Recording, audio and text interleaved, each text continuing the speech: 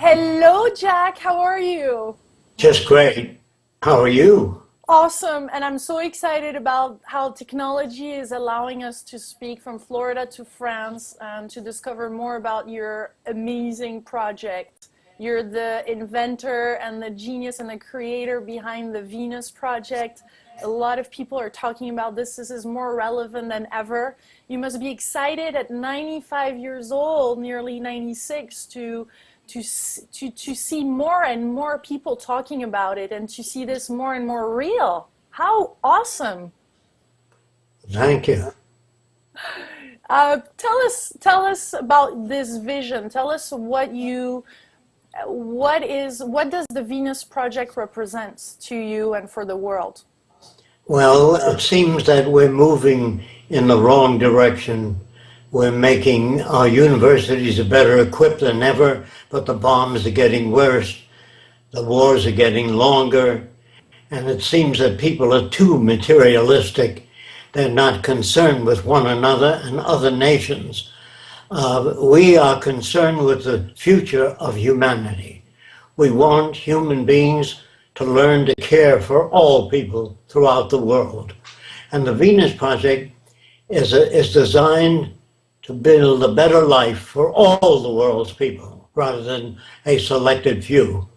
I'm very much against the separation of nations. I'd like them all to become one and share the Earth's resources collectively so that we all enhance the lives of one another. To put an end to poverty, hunger, unemployment, and the end of militarism, and to build a world in which all human beings participate. What do you think are the conditions for that? What is essential for this project? What are the essential things that it needs to have? What it needs, people do not move unless conditions force them to move.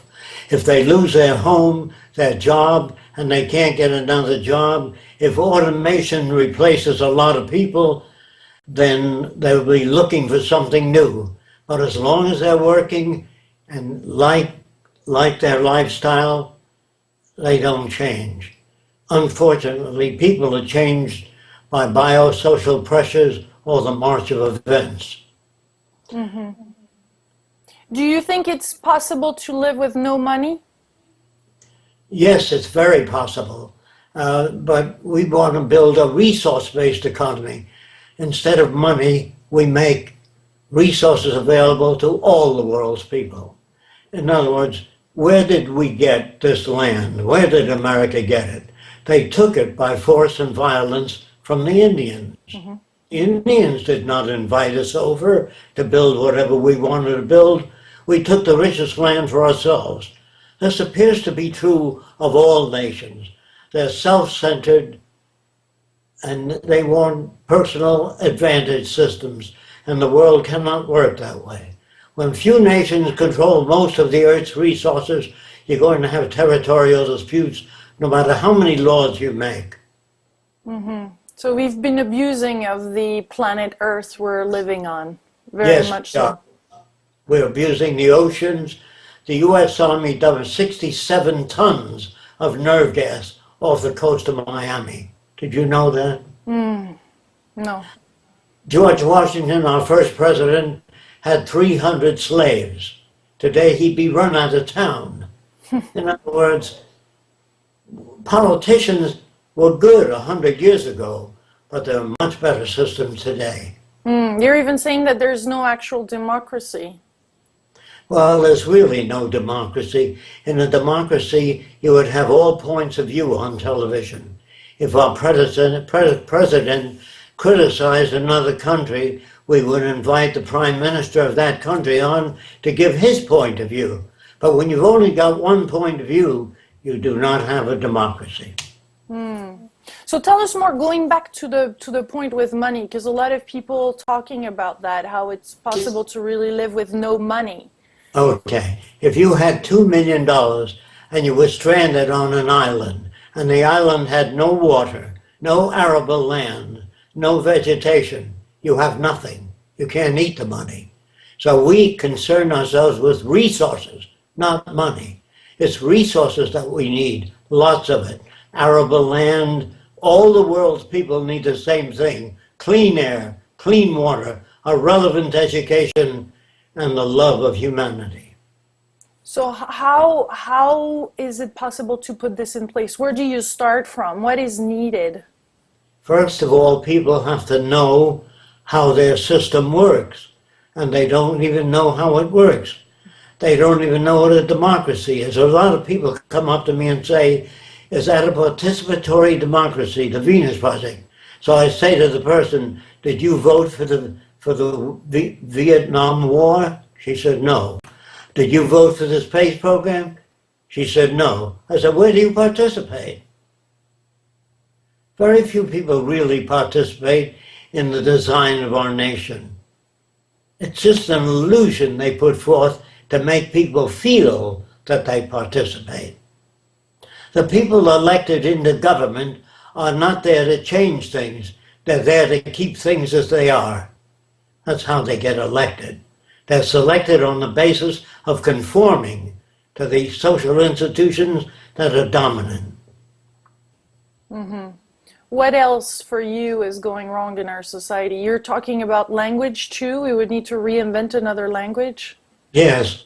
The language we use today, in America at least, or France or England or Germany, was designed hundreds of years ago. Mm-hmm. And the language is inadequate. Whenever you speak to another person, you talk at them. It goes into their head and comes out interpreted based on their environment. You can't really, when a person tells you they have a 2-day vacation, you say, have a nice vacation. You don't control the weather. You don't control the vacation. So what you do is you say, have a nice life and be done with it. Why just say, have a nice vacation? These are automatic statements we make. Every word we use, all our facial expressions are learned from movies, books, role models, television, radio, soap operas. All of that shapes our values. A Chinese baby was never born speaking Chinese. They had to go to school and learn it. The same with American or French. A Frenchman might say, La Tour Eiffel, the Eiffel Tower. But the way he says it depicts his environment. If you were brought up in Australia, you'd say, how are you, mate? You understand? And if you're brought up in the South, you speak with a Southern accent. So very few people are really individuals, although they think they are. They believe they're individuals, but they always reflect their culture. So you're saying we're a product of our environment. So how do we go about it? Because it's a little bit of the chicken and the egg thing. How do we grow in a new environment? You have to change our language so that it communicates. In other words, we have to have a language that's not subject to interpretation. When you read the Bible, somebody says, this is what Jesus meant. Another person says, oh no, you're wrong, he meant this. The third person says, you're both wrong. That's why you have the Lutheran, the Seventh-day Adventist, the Catholic, because the Bible is subject to interpretation. When scientists talk to each other, like chemistry or mathematics, it's not subject to interpretation. They understand exactly what the other person's talking about. You couldn't build bridges if it was subject to interpretation, if a blueprint was subject to interpretation. Do you understand that? So scientists used to write books on why man can't fly.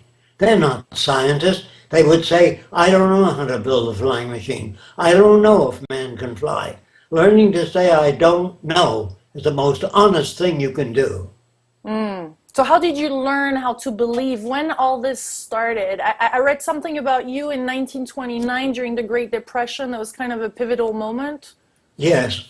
During the Great Depression, I noticed that politicians would say things people like to hear. And they lie about one another. The Democrats lie about the Republicans lie about the Democrats. That isn't a democracy. That's an autocracy, where certain people maintain control, and that is the powerful. The powerful like things as they are, and they like to keep it that way. So this society we call an established society. We don't like an established society. We care for an emergent society that keeps growing. There are no final frontiers. There are no utopias, no best city. There's no best laptop you can design. You can only design the best laptop you know of up to now. But 2 years from now, it'll be smaller, lighter, and do many more things. There's no limit to what people are going to accomplish. When you have a fixed society or established, it's to keep things as they are.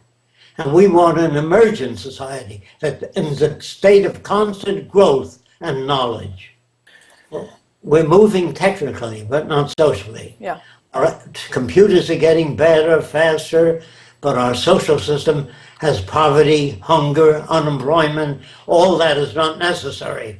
With today's technology, we can build a world of abundance, not just material abundance, but spiritual, where there's no armies, no navies, no military system, no prisons, and no police. Our system is one in which every human being has access to the necessities of life. If you don't understand that, it's like the public library. Anyone can check out a book. Next door to the public library, we have a camera center where anyone can check out a camera. Next door to that, we have musical instruments, like a library, where anyone can check out a musical instrument. That would put an end to crime. Crime is made by scarcity, lack of opportunities to gather a higher standard of living. So people right now are concerned with their standard of living. So if they become unemployed due to machine technology taking away their job, and if you don't give them unemployment compensation, they will break the windows and take things from markets. So I see a lot of trouble ahead. I'm sorry about that. I wish it were otherwise. Do you think it's part of that evolution that we need something will happen or something big needs to change to break this fear-based mentality to a more loving and inclusive one? Yes, they have to lose their home, their jobs, before they even concern themselves with other people. In this world today, it's a competition. In the future, it'll be sharing ideas, not competition. Sharing ideas with other people. When you have a patent, you deprive other people of your ideas. If you can turn out, say, vacuum cleaners faster than my company, if you share your ideas with me, you lose the competitive edge. Do you understand that? It's hard to be decent in a monetary system. You can pay off politicians. You can pay off the drug companies. The drug companies can pay off doctors. As long as you got money, you'll have corruption. You say a few things that we could implement right now in our society or change ourselves in our own lives. We can't change ourselves. We have to study. We have to read. We have to get ideas from all over the world. In the future, your television on Sunday will have all concepts of religion from all different points of the world, and non-religion, and atheism, and agnosticism, and it's up to the public to turn off what they don't want to hear. It's not up to government to regulate what they think you ought to hear. Why did these people fly these airplanes into the Trade Center? Did you ever hear their point of view? Tell us. Nobody did. What did we do to those people to build so much hatred over the years? Nobody gets that on television. You just get one point of view, which is not a democracy. How do you think technology has served us? Technology is managed by the free enterprise system.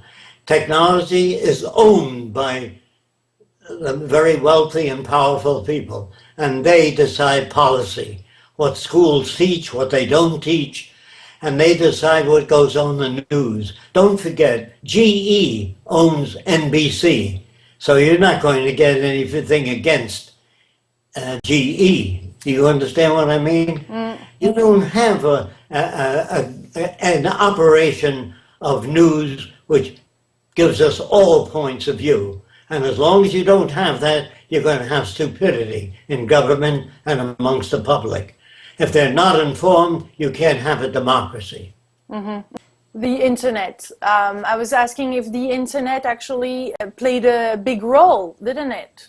Because on the internet you have a lot of information. We wouldn't be able to do this right now. Oh, it's today the people all over the world know about the Venus Project. There are millions of people all over the world that now know about it. And there are organizations in every country that advocate the Venus Project, and it's growing very fast. We don't want to kill anybody, hurt anybody. We think that the wealthiest people today will live better in a resource-based economy. And if you still don't understand me, Jesus said, "Thy will be done on earth as it is in heaven." There's no money, no social stratification, no land owned by powerful people. And Jesus also said, love your enemy. He also said, thou shalt not kill. He didn't say you can kill Wednesdays and Thursdays. The Bible says, thou shalt not kill. Love your enemy. Judge not, lest you be judged. I've never met a Christian, a person that behaved that way. Apparently, they don't seem to know what they're reading. Where are you at right now in implementing the Venus Project? We're growing very fast. People come from all over the world to visit the Venus Project here in Venus, Florida. They come from all over the world. They want to know more about it. They want to know, will an individual have the right to live in their own environment if they want to? Yes, they will. That there's nobody that directs the Venus Project. There is no government. Government has always been corrupt, all through history. There's no shortage of energy. We would harness the waves, the wind, geothermal, temperature differential in the oceans. There's thousands of sources of energy. You needn't to worry about that. Only politicians don't know what to do. Please don't take my word. Go up and ask any politician, how do you prevent war? I don't know. How will you grow food to feed hungry people? I don't know. They really don't know a damn thing. And there'll be no politicians in the future. Everything that you have, your electric light, your washing machine, your refrigerator, are all technical. Politics was good 100 years ago, but it's obsolete today. What do you think of Occupy Wall Street? Without offering an alternative, it's nothing. In other words, it's not enough to criticize your government. You have to offer alternative methods to solve those problems. Do you actually sleep? Or when do you receive all this information? Are you always thinking? Looking at it for 75 years, how to design a culture to do away with most crimes. Most criminals, serial killers are all made by this society. All racism, hatred, greed is all generated. Now, most people don't even know how. They're not educated in school. They're taught to be a plumber, a butcher, a baker, but they're not educated to think. They don't know where human values come from. They think that some people are born good, some people are lazy, some people are creative. All that's artificial. It's not real. They're made that way by culture. If you were raised as a baby in Nazi Germany, if you never saw anything else, you'd be a Nazi. It's not your fault. If you lived in ancient Rome, they're brought up to believe in many different gods, the god of war, the god of peace. They had hundreds of different gods. Some had 20 gods. Then the Christian came to town. He said, there's only one God. And they said, listen to this jerk. They're brought up that way. It's normal for them to believe in many gods if they're brought up that way. So they used to feed the Christians to lions. Families used to come Saturday and Sunday and watch that. And the children would say, Daddy, can I come next week to watch Christians being fed to lions? And Daddy would say, if you behave yourself. Is Daddy nuts? No, he's not. He's normal to that culture. If you lived in the Arab world, it's normal to have many wives that you can afford. If you have 10 wives, that's good. If you have 20 wives, you can afford more. That is normal to that culture. It's normal to our culture to watch prize fights where you pound another person's head and damage their brain. Any physiologist will tell you that boxing is not good for people. Do you understand? We are conditioned, brought up, hey, that was a great fight. They really battled it out there. All of that stuff that you consider normal and right is detrimental. But tell me what environment did you put you in, or what are some of the conditions so that you came up with creative solutions? I want to learn about your creative process. Okay, my grandfather said to me, Jacque, people came from all over the world to America, and they brought ideas, language, dialects, inventions. Louis Pasteur was a Frenchman. Without Louis Pasteur, most of us would not be alive today. So we owe so much to so many countries. My grandfather says, if you love the world, pledge allegiance to the earth. Take care of it and work for the benefit of all people. Never pledge allegiance to any one country because they are all corrupt. And so I refused to pledge allegiance to the flag when I was 13 or 14. And the teacher grabbed me by the ear and brought me to the principal's office. And he said to the teacher, you're excused. When she left, he put his arm around me. He said, why don't you want to pledge allegiance? Everybody does. I said, everybody once believed the earth was flat. That doesn't make the earth flat, what everybody believes. So you have to be ruthlessly honest. You have to talk about things as they are, how societies evolve, where they're corrupt, where they're decent. All aspects of society have to be faced. And as long as you have money, you can pay off politicians. If I put up $1 million to help you get elected, you owe me a favor. Do you understand what I'm saying? Mm-hmm. Mm-hmm. You cannot, in a monetary system, have decency and ethics. So how are you able to support yourself to create all those designs and dream and put that on paper and be so creative at it? Write books, I make videotapes, and that helps support the Venus Project. We live in a monetary system. The government requires that we pay taxes, so we have to pay. We have to deal with that as best we can. I don't like it, but I'm trapped, as everybody else is. What kind of support are you looking for? Well, if people understand what I'm talking about, they will join Venus Project and participate in whatever way they can. We want to make a movie, really, a major motion picture in different languages to tour the world, to show people the kind of world they can live in if they follow the teachings of the Venus Project. The Venus Project doesn't want to kill anybody. It doesn't want to shoot anybody. It doesn't have armies, navies, prisons, or police. It has a different social system that generates different kind of behavior. Mm-hmm, mm-hmm. Are you hopeful for the future? It's growing very fast, the Venus Project, and people are still coming from all over the world to Venus, Florida. Yes, I am hopeful. Otherwise, I wouldn't work at it. Mm-hmm. And you're hopeful for the world in general?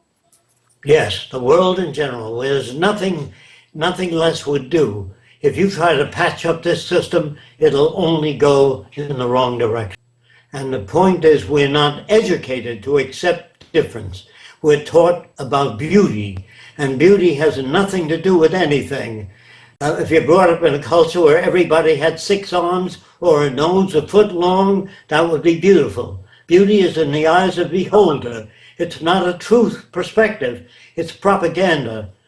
I wondered whether men, their attitude toward women was inborn or was it nurtured by culture. So I went to the South Pacific Islands and I lived there for a while. When I got there, when I got to Tuamotu, it's a chain of islands about 300 miles east of Tahiti. And the natives all walked around without any clothing. And I never saw a male stare at a female body.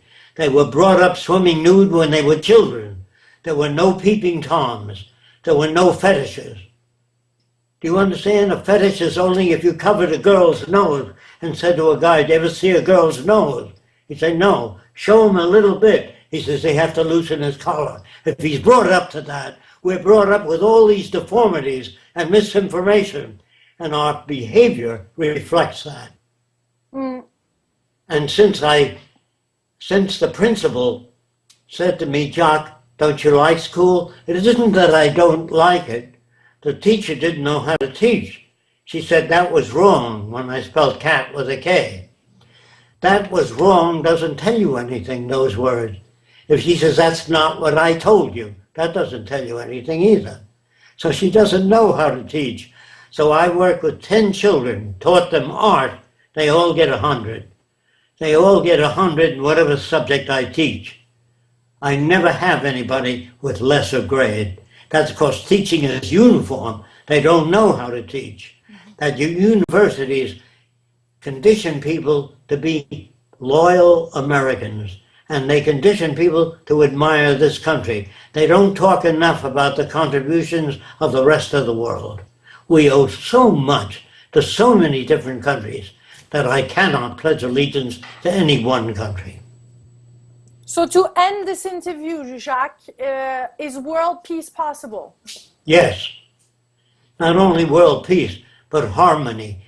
Learning how to live with nature, not conquer nature. Learn the methods of science. The methods of science means to test your theories. So years ago I said, Jacque, how are you going to change the world? Thinking is talking to yourself. I said, I don't know, when I was 21. So I joined the Ku Klux Klan, and I dissolved it in a month and a half. Then I joined the White Citizens Council. They hate foreigners, all foreigners. I dissolved that in 1 month. And I've been working on how to change people without hurting them, or injuring them, or torturing them. I think we can bridge the difference between nations without killing them, without using weapons of war. There are other methods, but as long as you have a Pentagon in Washington with people there trying to defend the country by killing other people, that does not defend the country. That only delays the hatred for the next war. So I've been practicing for years how to turn people around. But don't forget, I can't get on television or radio because I was on the Larry King show years ago, and I attacked the cigarette companies for turning out these cancer sticks. They produce cancer. It may take 15 and 20 years. Why does the government permit it if they love the American people? Because they get a kickback on taxation on the cigarettes. So your government is not concerned with your well-being. They're concerned with their own survival. You follow the world, its course, you're destroying the earth, the oceans, you're dumping nerve gas, spent radioactive material into the oceans, and that eventually will kill most of the fish and hurt all the world's people. I know that, I have no doubt about it, so I'm very much concerned, and this is my motivation, to make the world a safe and better place for all the world's people. Thank you so much, Jacque.